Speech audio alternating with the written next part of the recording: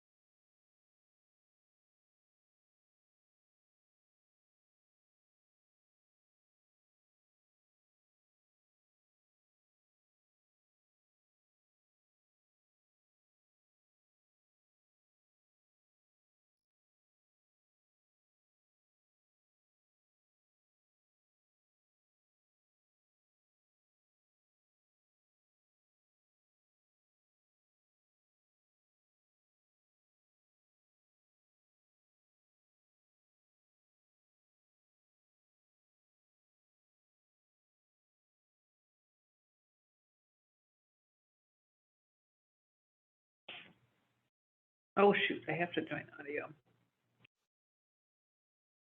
God.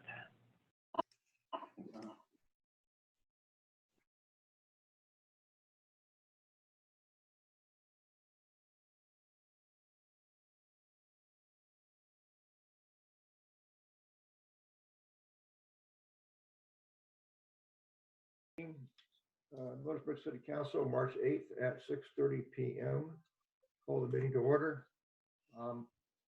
In terms of attendees, we are missing one from our existing council members, being Dave, and I hope he joins us shortly. We have one open position, of course, which is not here, not represented, and I don't think Kim's here, so our staff is here. Yeah, Any changes? About Mike. Right? I didn't see Mike come back. Mayor? Dave is joining now. Dave is here. Okay, awesome. Okay, so we are in full attendance. Okay. Are there any changes or additions to the agenda? If not, hearing none, we have 3 items on the consent agenda: approval of the February 8th council meeting, the February 22nd work session, and our city accounts payable report. Are there any items you'd like to pull from the agenda? If not, we'll entertain a motion to accept or approve the consent agenda, please. I move to accept the consent agenda as stated. Second that. Second, Scott Count, thank you. Let's go ahead and vote then, if you will, please, using the icons below. Yes or no? We got 4. We have a pass motion. Lieutenant Miller is on with us, so. Oh, Beth. Hey, can you hear We're ready me? for your report. Can you guys hear me? Yes. Okay, good. Sorry, I wasn't sure if my audio was working. Okay, so yeah, for the month of February in Millersburg, there was, as you guys can tell from the report, the 4 traffic citations and 14 warnings. There were 4 crashes, 2 adults arrested. We documented 172 complaints or incidences investigated. A lot of that, obviously, you can tell from the pages, are the extra patrols and some speed or traffic enforcement that is extra from some of the deputies. Millersburg had 180.25 hours out of the 153 contracted hours for the month of February, except that's not what's on there. It says 100. Oh, I'm sorry. I was looking at 172. Wow, it's been a day for me. I'm sorry. So that's that from the report. I will say that there was a really big uptake in thefts and some burglaries of residential and shops broken into, the businesses getting hit. We are going to see fuel probably being stolen. They've already made some attempts at Pacific Pride, getting into some of their underground tanks and whatnot.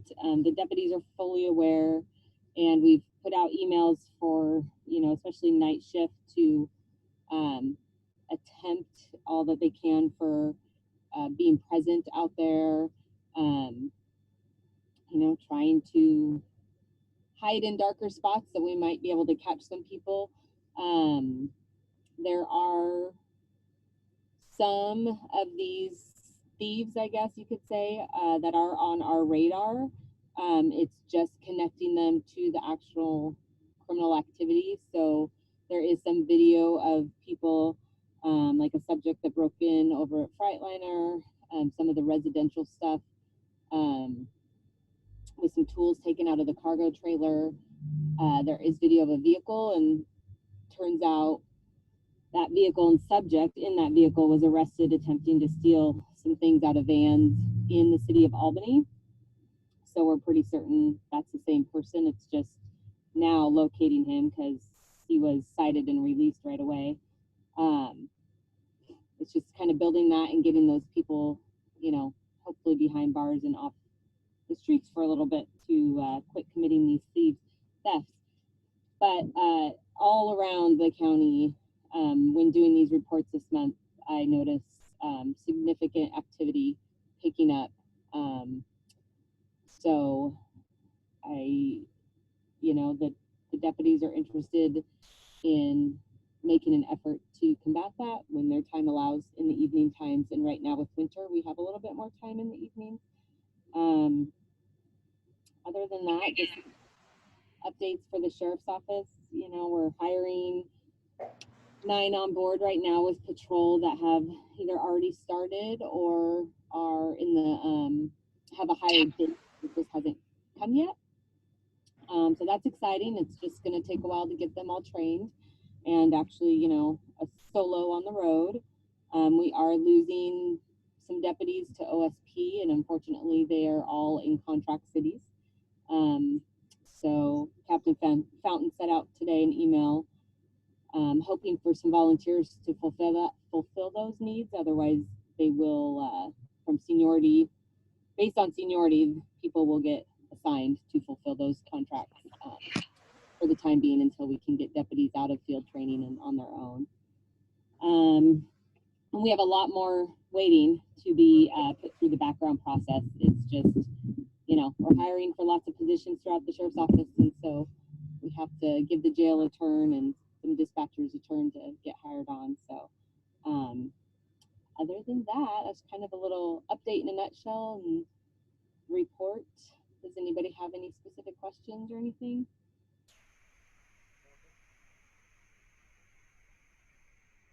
Make a couple positive comments, Beth.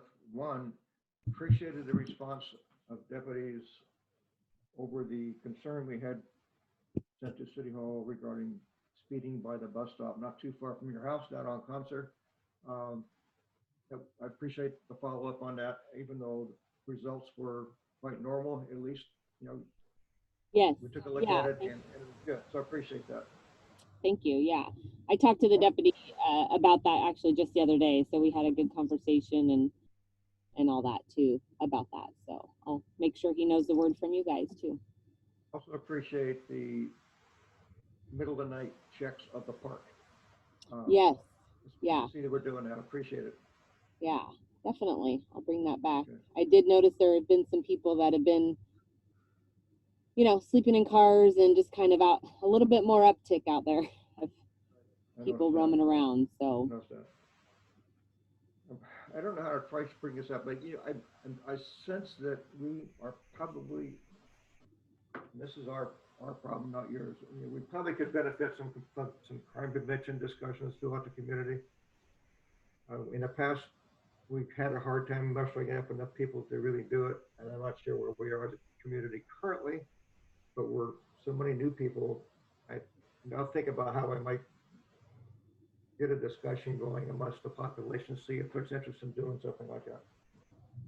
yeah, I think that when I see these upticks and thefts and stuff, I try to remind, starting with the cities, if you guys send out newsletters or, mailers of any sort, of just reminding people to lock up vehicles, lock up houses and doors, I mentioned that in another city council meeting, and it kind of got backfired on me in a sense of victim shaming. But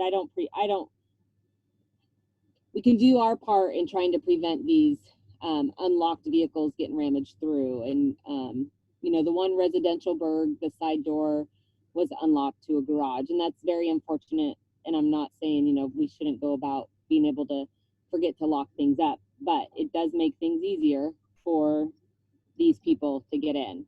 With that said, I am noticing more forced into houses, vehicles, trailers. So even in locked circumstances, people are finding ways in right now. So, but if there is on websites, the sheriff's office definitely on our social media throughout the year, and mostly around the holidays, will remind people of that. But it might be a good time, since it is more prevalent, I believe, in the last month or two, and currently, so February and March, starting off the same, that we push it out on our social media as well as reminders of people. I have neighbors that call me to say there's a suspicious car they saw, driving around the neighborhood, and so neighbors being aware and looking out for each other. Cameras are doing well with identifying vehicles and potential people. I think in large part, a lot of people are doing their part, but other than a community that is just watching out for each other, and us getting the word out on our social media, and maybe you guys as a city for the community, sending reminders, mailers, around certain times of the year or something. We are working to rely upon our webpage for a source of effective communication. Kevin, can we maybe dedicate a space for crime prevention? And then maybe can we also link to some brochures that the sheriff's office might have available to us? Does that help? Kevin, did you hear me? I don't think Kevin heard me. I'll put it on my list of things to do to discuss with Kevin. I heard you. I was trying to take a look. We should be able to, yes. Okay. But we would have to push it out probably. I believe, because I know we have a link currently to the fire, and I believe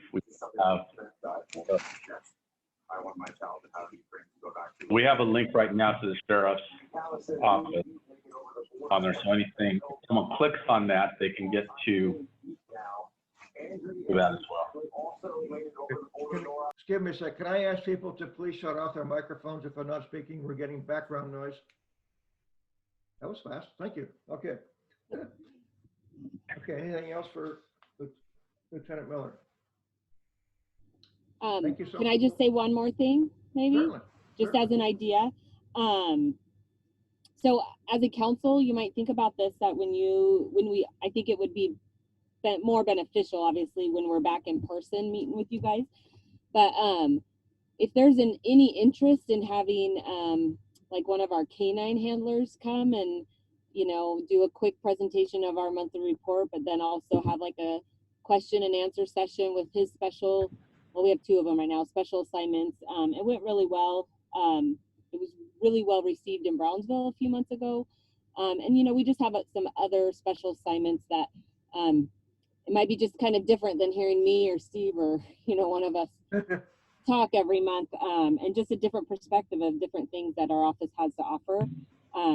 We have our timber and marine patrol deputies, but, Millersburg isn't really an area bordering timber or any waterways, but they could give some tips heading into summer or anything like that. So just a thought, maybe moving forward once in a while to have a change up. But we do technically border the Willamette, but I think True. that's controlled by Benton County. Yes. So. Well, we have a lot of boaters though in the community. Yeah, exactly. Yeah. So just food for thought to think about. Maybe one time here coming up, we'll invite one, and when you guys go back to in person, and see how that goes over. Hopefully we're going to do that next month. Great. And I would really encourage you and Kevin to discuss that. I think it would be well received. Good. Yeah. Okay. Other than that, I don't have anything else. Hey, Beth, I have one thing, and I was on it last month, and this is Counselor Sullivan. You know, we have a habitual break problem out here Yes. in the community, and he seems to think he needs to do it at 4 in the morning on Old Salem, and it's getting pretty hard to take for the people that back up to Old Salem. So Right. if we could watch that real close, that would be nice. Yes, I'll keep that up there on the, I did ask for that to be added to our focus patrol after last month's meeting. And I'll go ahead and send it out to the teams and the supervisors individually to pass on that information.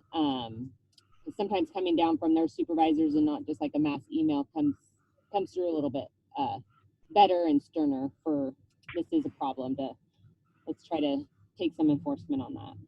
Awesome, I appreciate it. Thank you. Thank you. All right, Thank guys, you, take care. Take care. All right. Moving on, we will now move into public comment. This is an opportunity for those in the public to ask us questions, give us input, feedback, or whatever. So I see a number of you are on there. If you'd like to speak to us, if you can find the raise hand at the bottom, go ahead and raise it. Otherwise, just start talking to me.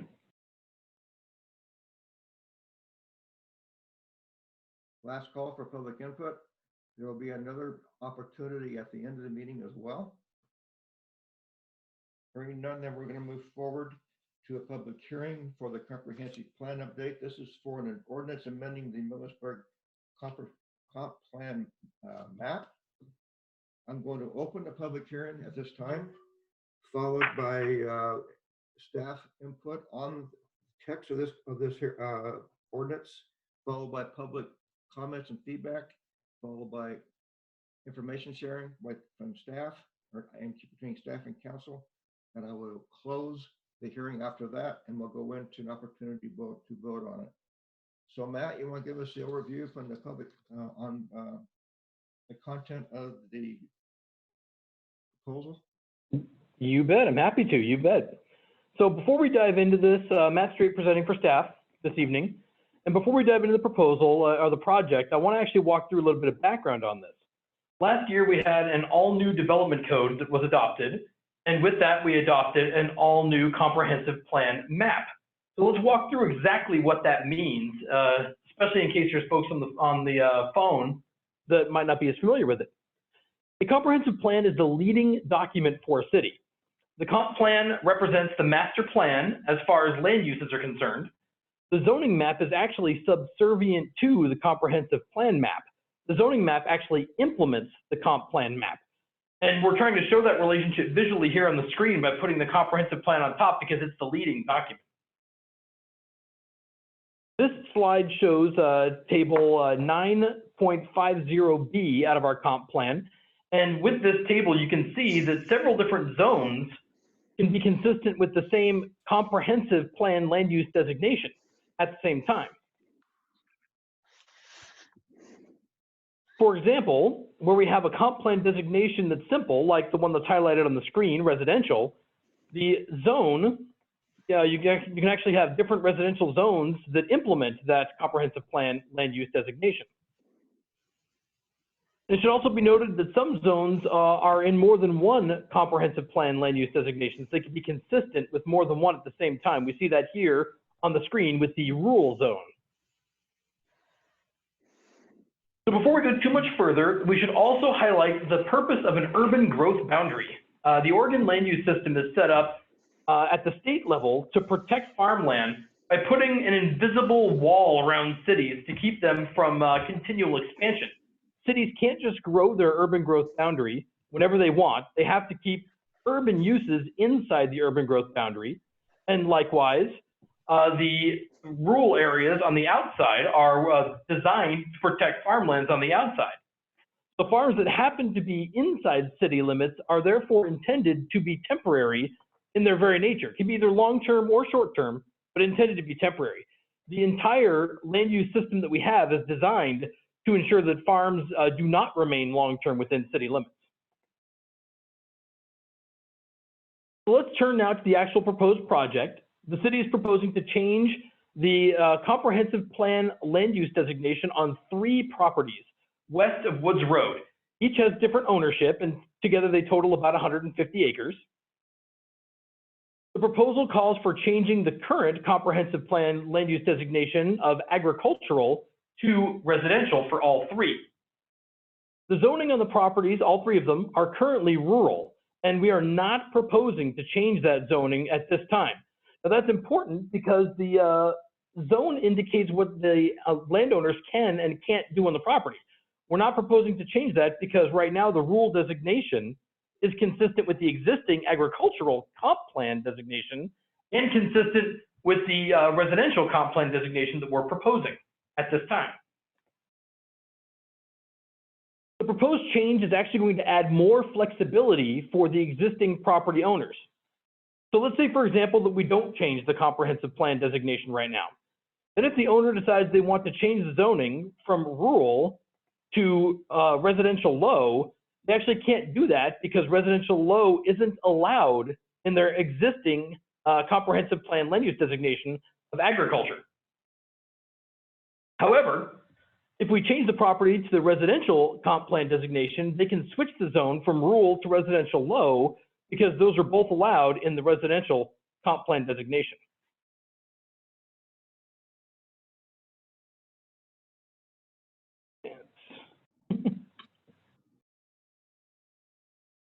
Sorry, my computer is being sticky. So why is the city doing this change now?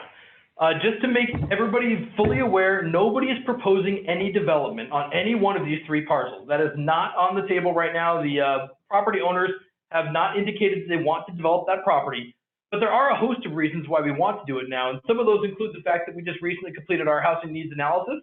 And that did mention that we have a 7.7% growth rate. And so we might need more land to develop sometime in the distant future. And the state is also changing their rules regarding how we're supposed to change comprehensive plan land use designations, and it's about to get a whole lot more difficult. And so we thought we would try to get this done while it was still a little bit easier to get done. Now, just for the record, this is actually reverting back to the comp plan designation that we had before. We used to have a 1 map system, meaning the zoning and the comp plan were together in 1 map, and this was rural then. We're really just changing it back to what it was before we did the comp plan switch up a year and a half ago. All of these requirements meet the criteria from our code. They meet all the state requirements, and that's outlined in great detail in our staff report. The DLCD was sent a 35-day notice consistent with state law requirements, and the Planning Commission has recommended approval of this project. So with that, staff recommends approval, the Planning Commission recommends approval, and a sample motion is on the screen for the council. This concludes my presentation. I'm happy to answer any questions you have. Hey, Matt, I think before we go to just simple questions, I'd like to provide the opportunity for public members to ask questions, speak up, provide any opinions.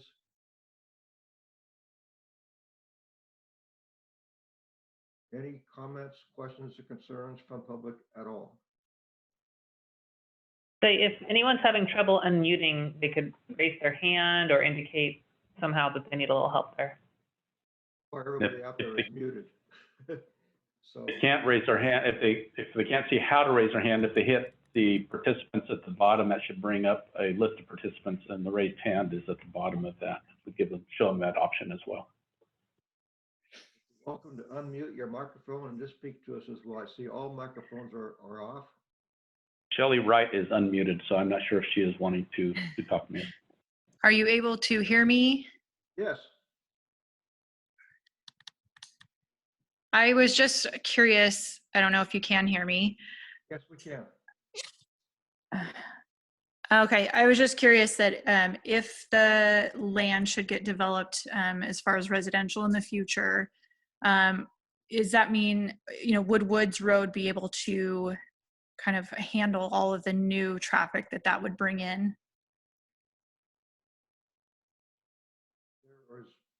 I'm going to let staff answer that question. We're currently working on it, but staff, Janelle or Matt, do you want to address the question, please? I can address that question. Woods Road as development occurs, Woods Road will continue to be built out to a full wider street section like we have on Alexander and Millersburg Drive. As I think many people are aware because we've talked about it in prior meetings, we're working on a multi-use path along Woods Road. So I guess the short answer is yes, it will, but upgrades will be needed along with development. And I would just also add that our long-term plan is our industrial property south of Concert Develops. The new road that is coming by the fire station is intended to ultimately connect down into Woods. The exit of that currently where it's on Old Salem, the long-term plan is if the state puts in the new interchange, that would tie in. So that would tie in also to Woods and provide access then potentially through our industrial property and to I-5 if and when that interchange is built. I don't think that wouldn't drive more traffic up to Woods heading north that wouldn't already be there for the residential, but it would help traffic move out of that area more fluidly. I hope that answered your question. If not, you're welcome to come back. And again, there's room to. Yes, I believe so. It was very hard to hear you guys, but thank you. Thank you. Okay. Any further comments or questions? Okay, I'll now move to questions of Matt from council.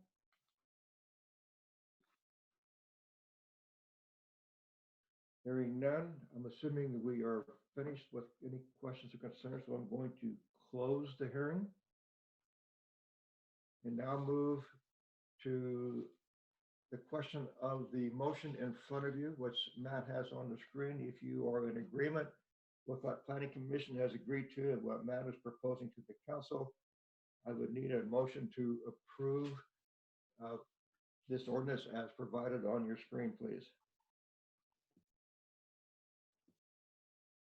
I motion based on the findings of fact that the proposed amendment satisfies the applicable criteria and that the city council approve application DC 21-03 and adopt ordinance number 194-22.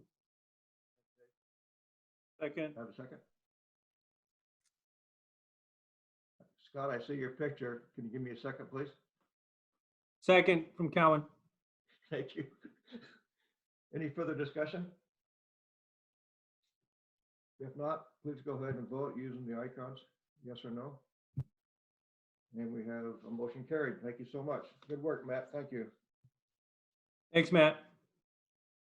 All right, moving on to council member and staff comments. Any council member have anything they'd like to talk about or bring up? I will talk about the event committee that met last week. We meet the first week of each month. Thus far, there's been $5,000 received in sponsorships with a fair amount of commitments out there yet to be received. We've kind of tongue in cheek thing. We've already got 8 cars signed up for the car show, which is in September. And that's getting a lot of press. The committee is working on selection of local, very popular local bands as opposed to going out to national, big name folks. The consensus of the group is they'd rather focus on local entertainment for a number of reasons, including cost, but also people are well known and probably get actually better attendance as a result. So that's in the works. A little later in the agenda, we're going to approve, I hope approve 2 new members of the committee. And as a result of that, we're going to see a lot more media coverage and support from the as a result of that. So we're looking forward to that. Committee is working very well right now, so stay tuned. Questions on that regarding the event committee? Anybody? If not, are there any other council member or staff comments? If not, then we'll move into city manager's report. Okay, I'm going to ask Janelle to start off with the fire station update. Project update. All right. So work over the last couple of weeks. There's been a lot of work inside the building going on with taping the JIT board, texturing, painting, electrical gears being installed in the electrical room, exterior sheetrock at the patio, siding installation continues.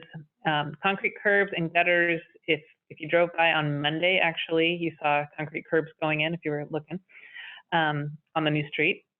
Site lighting bases are being constructed. Bollards at utility court and irrigation sleeves in the ground. And then the upcoming work over the next few weeks, painting interior walls, actually some of that is already done. Installing door frames inside, grid ceilings, tiling in the restrooms starts this week. Sheetrock in the apparatus bay and exercise room, plywood in the bays. IT room, we had an IT room coordination meeting this afternoon.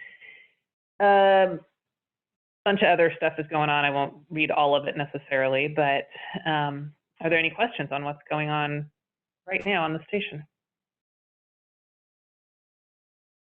All right, no change in the schedule from the last update. Our completion date is the end of June, and in the next item, we'll talk about ribbon cutting dates. So I'll save that. And then our financial update, I'm not sure if this is a change since last council meeting. We just got another invoice that was paid, but it was before the packet or after the packet went out. So you'll see that next month.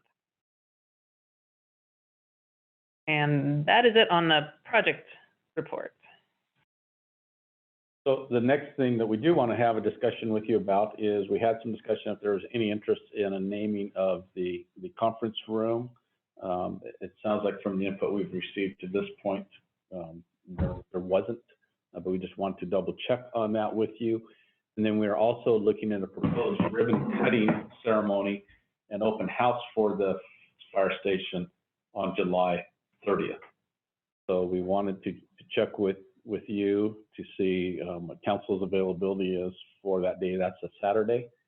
The intent would be that we would have that ribbon cutting, and then probably Saturday and Sunday would be open. They would do an open house for the public to come in, and we're talking about possibly maybe a Tuesday or Wednesday evening that same week for those that couldn't make it on Saturday or Sunday, but allowing the public to come through and tour the station and meeting the crews that's assigned there. But we don't need an answer right tonight, but councilors, if you know, or if you could check and get back to us if the 30th would work, that would be appreciated. Then we will probably talk with you more about others that we may want to invite to this. On the conference room name, I'll just say if we don't assign it a name, which is fine, it can just simply say conference room or Station 15 conference room. And at this, as Kevin said, at this point, that's the feedback we've heard, is just keep it simple that way. But we just want to confirm because we're ordering the final submittal on signage is going in. So if we want to put a different name on there, now would be a good time to do that.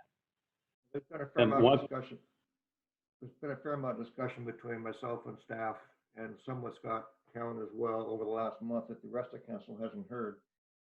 I kind of started this process or this concern or desire to do something. And to be quite frank, I started out, let's name the fire station when I realized that's not really appropriate. So I thought, okay, let's name the conference room, and now we're questioning whether that's appropriate, and I support that.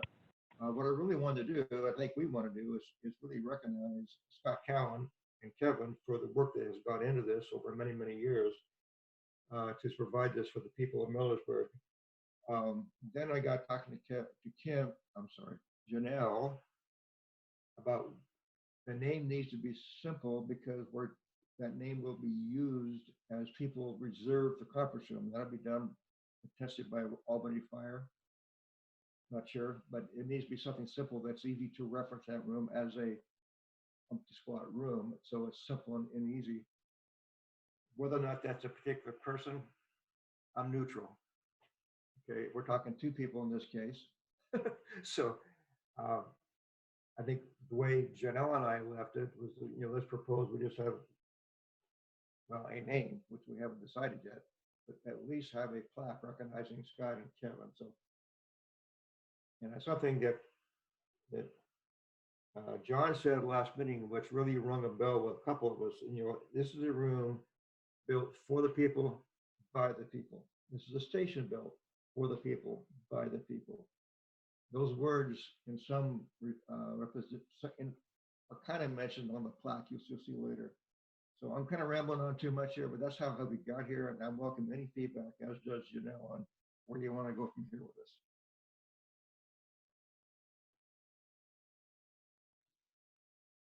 Okay.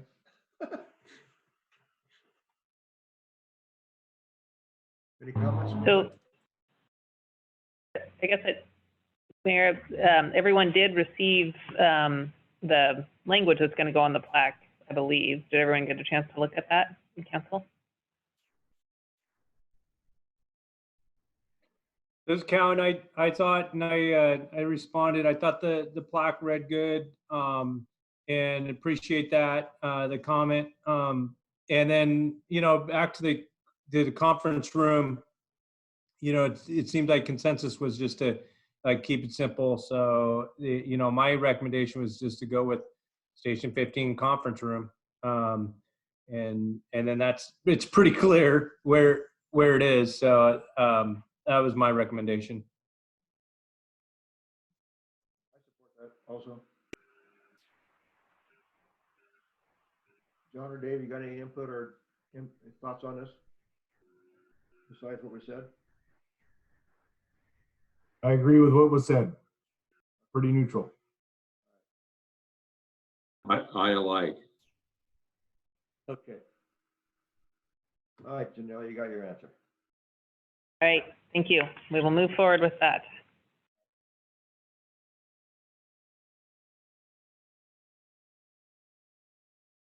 Would you like me to go on with the project updates? Yeah, just go through your list. Okay. All right, so just a quick update on the water leak corrosion issue concern that I brought up a few months ago. Actually, back in November, there was a leak on Safe Court due to corrosion of the ductile iron pipe. After Albany looked at it, consulted with construction or corrosion specialist, we all decided that we're not going to dig up any pipes and try to look at them because that's going to be very disruptive and be expensive when we dig up our streets. But instead, we're going to perform leak detection, which Albany has the equipment to do, and they've done for us several times here. They do it a lot in Albany as well. So they did in February. They did the first round of it. That entire neighborhood area, which is the oldest in the city as far as infrastructure goes, and no leaks, no issues anywhere. We will continue to do that quarterly in that same area, and we'll probably expand that a little bit just to get a better sense of what's going on in a larger area. But at this point, we're going to just keep an eye on it. And then the permanent pavement patch will be scheduled for this spring and summer. We'll keep that patch maintained for the time being. At the same time, we schedule another patch on Alexander that needs to be done. So that's the update on that item. The Old Salem Waterline Abandonment Project, just another quick update on that. We are working toward construction this summer, hopefully. It will require quite a bit of coordination with industries and ODOT. So we are going to be abandoning about 100 feet of old asbestos cement pipe in Old Salem Road, and total in 2 projects. The first project is the one we would like to do this summer. And it covers from about Truex Creek to the south end of the intermodal site. So moving forward, we'll be reaching out to the 3 industries that are affected by this in the next couple of weeks.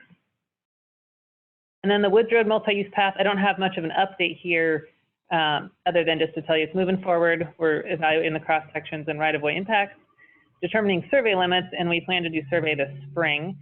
And then we do want to begin planning for construction of a sidewalk or path along Becker Ridge and North Oak this coming summer if we can make that happen. And this will be a temporary path, but will connect things up until that road full street improvement is done sometime in the future. And that should really help things for those residents to be able to get either north or south once the multi-use path is constructed safely without getting on Woods Road. Thanks. Oh, that's it for me. Okay, wanted to give council an update on a meeting we had last week with Loves. Met with a district manager and the regional manager that is out of Arizona, Paul Maka, on site. And we reviewed some things that they're planning on doing. They're doing a number of things. They're going to be placing stop signs, lighted stop signs that sounds like that have flashing around the edge of them at their exits. One of the things they shared with us as we were walking the site, they do have a stop bar out from their fueling island that the trucks are supposed to pull to, and they do stop there. But he says we recognize as they were looking at that they need to do some additional. And while I was standing there, you could observe the trucks would pull up to that stop line and they were stopping and then they were pulling on out. And if there was traffic, they were continuing. But they'll be putting stop signs at the exit for the service station, the gas station, and RVs, and one on each side they're talking about on their property with the larger driveway, and then also the driveway to the west that provides it. They're also going to be putting in additional signage along the area on both sides of the access way next to the food trucks for no parking. And they're also going to be striping the road in that area for no parking. They're also going to be coming in. He asked the regional manager, asked the district manager to come in and make sure that they have wheel stops reinstalled along those parking spaces. That up to that, because while we were there, we noticed one of the trailers was back to the curb. It had broke out, and to make sure that those are maintained so that they don't overhang into that drive area. So we looked at with them, we pulled up the map where the property lines are so that they could see the area to make sure that is marked on it, and went over a number of other things. They also had a discussion with one of the principals of Love's. I forget which one. One of the, I think it's sons, but one of the Love's family, and we were working through the logistics of it right now, but they're wanting to contribute $23,000 to help alleviate some of the costs that we have incurred for that, and then evaluate that on an annual basis on if there's additional things that need to be done. They're hopeful that they can make some impacts and improve things, but they also want to make sure that they're a good community member. And when they saw that the impacts that was having on us and that. So as soon as we work through those deals, they want to get that funding to us to help offset our expenses that have been driven by the calls for service out there. So that is where we are. We're going to continue to follow up and meet with them. And like I said, we want to make more of an emphasis on being a strong community member versus just. Kevin, I thank you. thought our meeting went very well, and I think it was an excellent response from what they were seeing. And yeah, both the regional and district managers' numbers for contacting them as well if any further issues should arise. Any questions on that? I appreciate you and Janelle meeting with them, and it sounds like they basically covered the points that we discussed a month before. The $23,000 for law enforcement support is a big deal. I appreciate that very much. And the stop sign. So yeah, I'm feeling pretty good about this. So the key is, as you suggested, see how it goes over time and reevaluate. But thank you for doing that. Okay. Kevin asked for other comments. I butt in. Anybody else have comments regarding Love's? This is Cowan. Yeah, that's great news. And the only thing I would just comment on is that we, and I don't think we would lose track, but we continue to keep watch of how the calls are going and where those calls continue to go. Hopefully they go down or they just level off. But yeah, I think it'd be good just to keep an eye on that. And I know we will, so. They've done some additional training with their staff on things as well. They've added additional security features. One of the things they did share with us that I think one thing that LCSO has shared with us is they've had calls out there in the past for issues with the showers. And one of the things that they shared with us, not drivers that have been the problem. It's their facilities. A lot of times it's homeless who come in and will use the showers, which, if they have the funds to do it, they're allowing them. But it sounds like they like to take advantage of how long they're there. So I think that's one of the challenges they have ran into. So they're looking at those things and things to limit that. to address it as well. On there.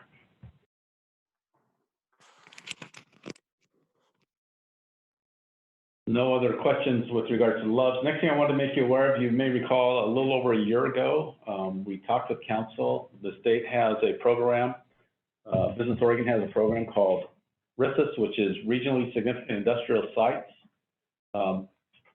Previously, the only sites that were approved were in the Portland region. We were approached by the state and said, hey, is Millersburg interested in our property being a part of it? And essentially what it does is once we filled out the application, is any investment that the city makes in infrastructure planning, things to make our site developable, roads, that can be reimbursable under a agreement with the state through state income tax that comes from any industry that comes in that meets the criteria for that site. And it's reimbursement of up to $10 million through the whole program yearly. So it kind of depends on where you are. So we filled out a significant application process, and one of the things that prompted us to look at what our true costs would be for both the property on the east side of the tracks and as well as the development. So the water and sewer improvements that would be needed and road improvements through those areas, and shared that with the state. Sent that in, and we received notes about a week ago that it should be going to the state director for approval, Business Oregon's director for approval of the project. So we expect to see that here probably by our next council meeting. So it's based on funds that we put, so funds that we receive from the state or other sources wouldn't be allowed, but any funds that we directly contribute to the development of that would be eligible for reimbursement over time. Any questions on that? Good work. Thank you. Okay, That's thank you, Kevin. all I have. Okay. Forrest, as city attorney, do you have anything for us? Nothing, thank you. Okay. I see no unfinished business. Moving into new business, we have some positions to fill. First one is appointment of budget committee member. Kevin, you want to go ahead and just talk to us about the applicant, and we need a motion. Probably pretty clear to go ahead and do that. I would just mention, Mayor, that we do have one vacancy currently on our budget committee, and we have one applicant, Doug Iverson. I think most of the council is probably, Doug's been fairly involved prior to the pandemic, and then he's been on a number of times attending council meetings, and then since then, in his applications there before you. Hello, Doug. From his participation, as Kevin indicated, would somebody consider making a motion to approve him or to appoint him to the budget committee? I make a motion that we appoint Doug Iverson to the budget committee. Second. Second. Go ahead and please vote using the icons.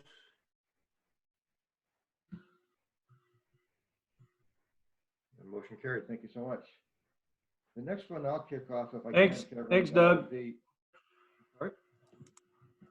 I was just saying, thanks, Doug, for putting in for that. Here? He is not. He's not. I didn't think so. Okay. Oh, he's not there. I thought he was. Sorry. That's okay, Scott. Thank you. He may watch the recording, so. There you go. The events committee is continuing to learn and grow and flex back and forth as we continue to move forward, and has realized coming out of last year that we need to expand our committee with seeking to bring on people with certain skill sets to help us in areas that we needed help in.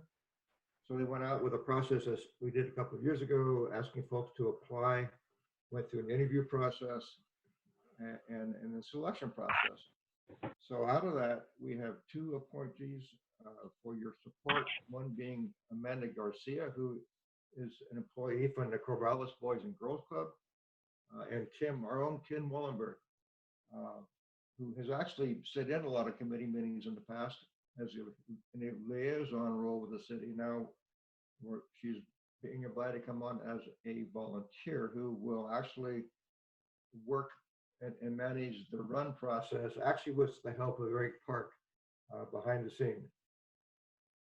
So unless Kevin or Janelle have other words, I would just like to suggest that we make a motion to appoint both Amanda and Kim to the event committee. This is Cowan. A motion, we appoint Amanda Garcia and Kim Wollenberg to the events committee. Second.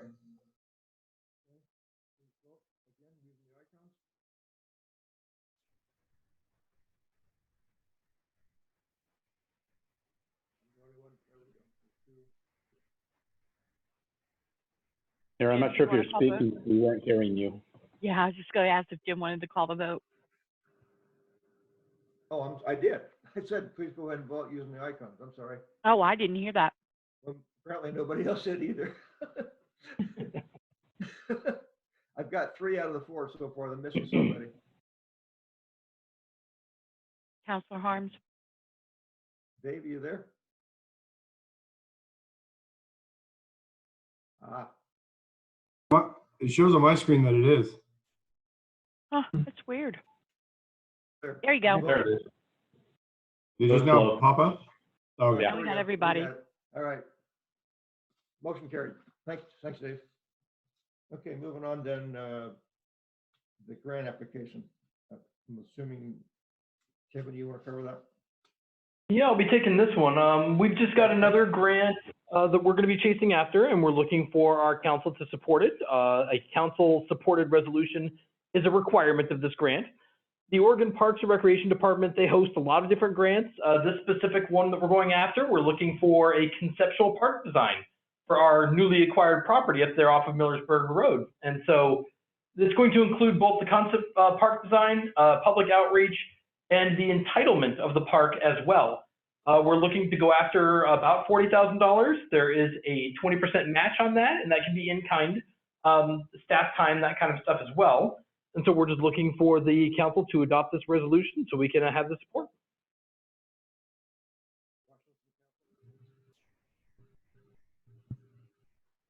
And I would just mention, it's in the staff report, but I would just point out that this would be budgeted for within our budget for next fiscal year. Got it. This is Cowan. Motion, we adopt resolution 2022-03. Second. Motion from Scott, second from John. Please go ahead and vote.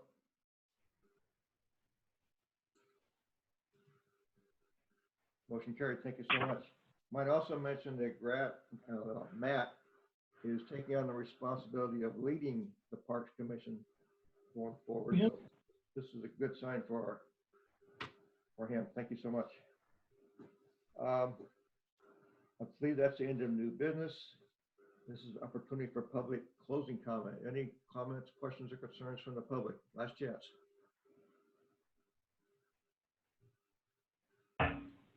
Hearing none. Any council comments? Closing comments? Hearing none. Mayor, I have one other thing I would just mention maybe real quickly for council's feedback on. We've had discussion on it previously with regards to the house, Yes. our current house. We have had discussions with Wildleash, and we had further discussions with them today. And we are asking them, we've had discussion with Flores, since they are mobilized and stuff, we have asked them to give us a quote, the removal of the house and the barn and a couple of the out structures, keeping the current shop that is not connected until that. So we have asked them for that price. We've had a couple inquiries about the property on there.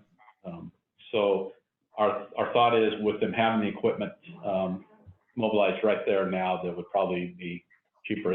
You know, we would get a much better, potentially a better price than we would going out to a quote for that. We're not hearing you, Mayor. That? Now we can. All right. So we're about to adjourn in less than 1 hour. Unless somebody's got some emergency out there, we need to deal with. All right, this is Cowan. Go ahead. Yeah, no emergency, but I wanted to make comment regarding the house. Is there any opportunity to put that out for a move to someone to purchase and move it versus demolition? Well, we could. It would take additional time, which may put us past the time. I don't know, when you look at what the cost of moving, just hearing some people that had tried to move here recently and knowing that there probably isn't an easy spot to move it to in this location unless someone's already aware of something. That might be difficult.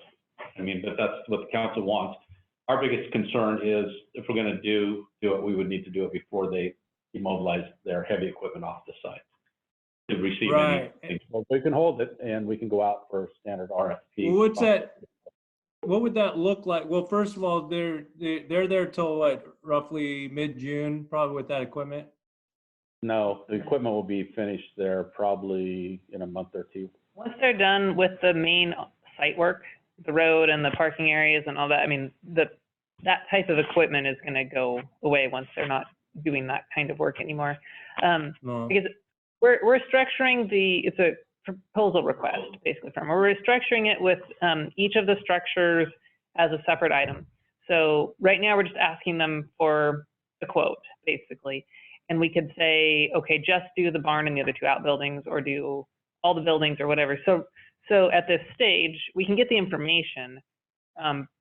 That's a little bit separate from the decision of whether you want to actually have the house torn down at the moment. And we do need to move pretty quickly, so I don't know how much we can wait for that information, bring it to you, and then evaluate, other options. That we definitely think we should move forward with the barn and the other structures, even if you do decide to do something with the house. So I guess my question back would be, are we assuming then because they have it on site that they're going to be able to be at a significant lower price than say someone locally just come in with an excavator and dumpster?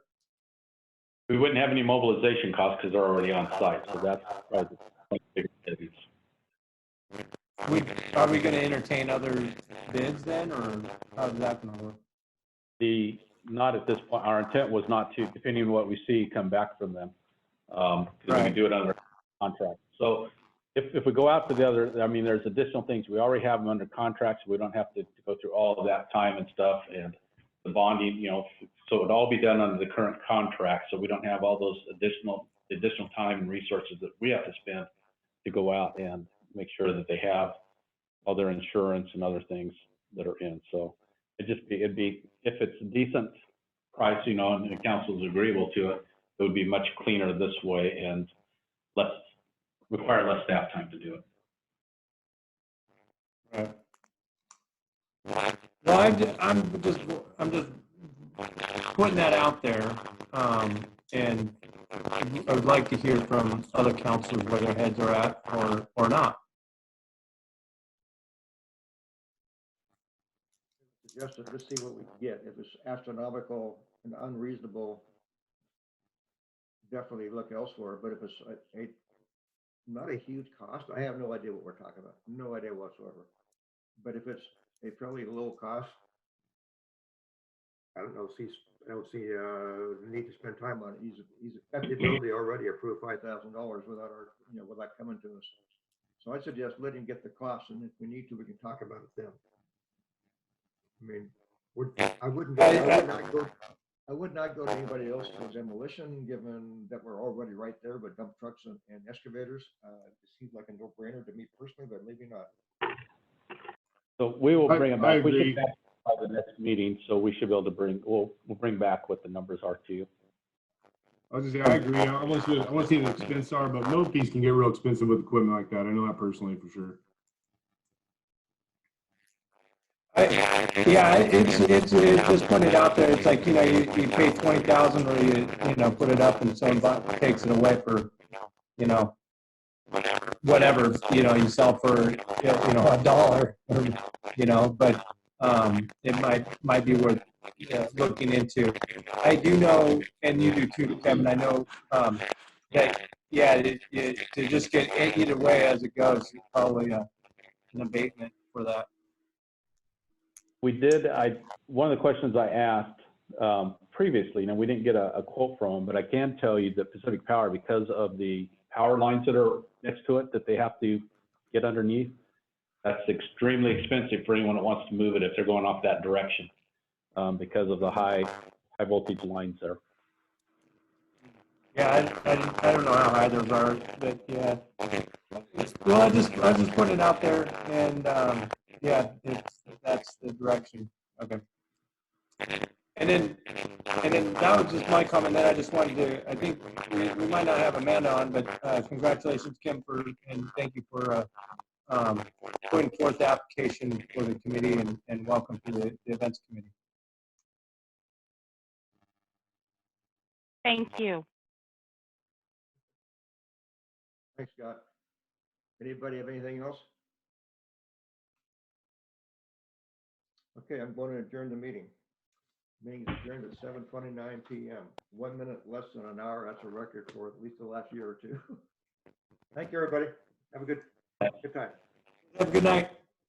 All right, everyone.